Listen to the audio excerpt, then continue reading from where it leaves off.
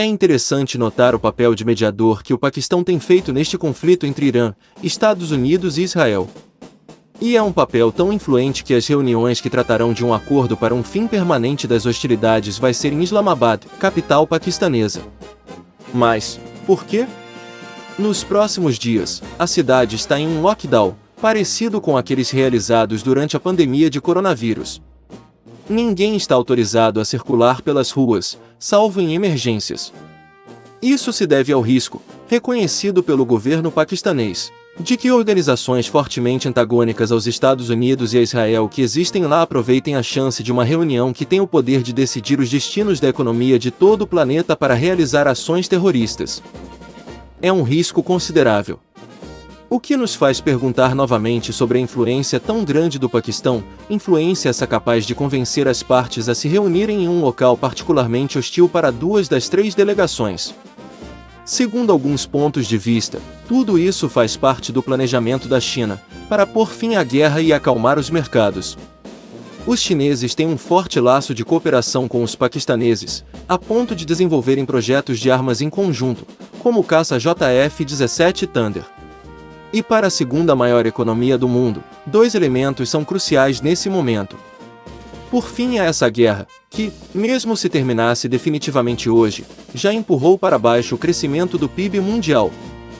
E está sendo prejudicial também para a economia chinesa. O outro fator é que o Oriente Médio era uma região do planeta ainda pouco sensível à influência política da China, algo que está mudando com essa, vamos dizer assim, mediação por debaixo dos panos. E não se pode esquecer que há toda uma infraestrutura para ser reconstruída, não só no Irã, mas nos vários países que foram atingidos pelo conflito. Instalações dos mais variados tipos, como portos e refinarias, precisarão ser refeitas. E, neste momento, os chineses são aqueles que têm as melhores tecnologias e os melhores preços para dar conta dessa tarefa monumental. Neste momento, Trump e Netanyahu não gostariam de paralisar a guerra. Por eles, o conflito continuaria, com ataques intensos e até mesmo a tentativa de tomada das instalações petrolíferas iranianas na ilha de Karg, a fim de controlar o petróleo daquele país, e também continuariam os ataques israelenses ao sul do Líbano. Para criar uma espécie de zona tampão que, segundo o pensamento do primeiro-ministro israelense, traria mais segurança para seu povo, e serviria para massacrar o Hamas, mesmo levando civis inocentes junto. Para o Irã, também seria interessante continuar os combates, já que obtiveram sucessos militares inimagináveis antes dessa guerra, poderiam pressionar ainda mais a economia mundial, seja com o bloqueio de Bab el-Mandeb, seja com sabotagem às conexões submarinas de internet que passam tanto por Hormuz como por Bab el-Mandeb. Mas, para o resto do mundo, para o eleitorado americano e principalmente para a China, a continuidade da guerra poderia ser desastrosa. E, na prática, como a China influencia todo o planeta, já que sua indústria, seus produtos e seu poder econômico estão presentes no mundo inteiro, para eles parar a guerra é prioritário.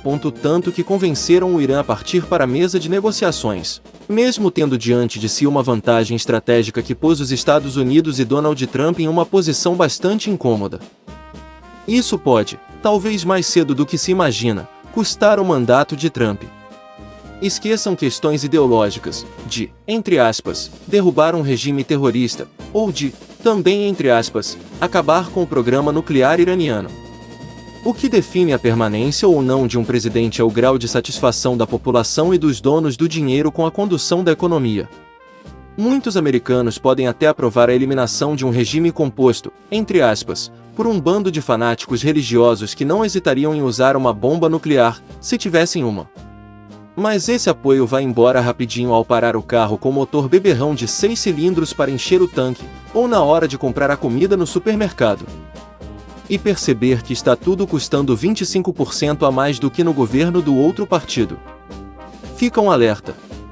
O seu possível substituto, J.D. Vance, é mais radical. Por mais incoerente que seja, Trump é capaz, mesmo a contragosto, de recuar. Pode cantar vitória, pode mentir à vontade, mas ainda lhe sobra um pouco de razoabilidade. Já a atual vice-presidente americano não parece ser uma pessoa que seja capaz de recuar. Ele parece ser acometido do mesmo fanatismo que ele atribui aos ayatollahs. Obrigado por assistir. Por favor, curta, compartilhe e se inscreva neste singelo canal. Até a próxima!